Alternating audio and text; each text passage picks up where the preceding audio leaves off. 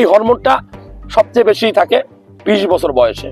এই বয়সে বিয়ে করা উচিত। ইসলাম ধর্ম, আল্লাহ তাআলা এই জন্য আগে বিয়ে করতে বলছে। ভালো লাগলে মন্তব্য করতে পারেন। আর এই হরমোনটা কেন বাড়ে?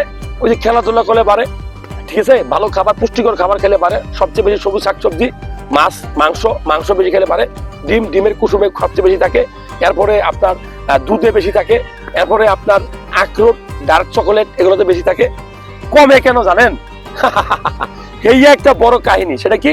আপনার অত্যাচারে কমে। কারণ আপনি সিগারেট খান, কমায়।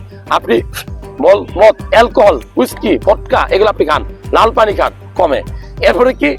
বাসি খাবার খান, জাঙ্ক ফুড খান, আপনি ভুঁড়ি বড় হয়। যত বেশি ওজন বাড়বে তত বেশি হরমোনটা কমবে, মনে রাখবেন।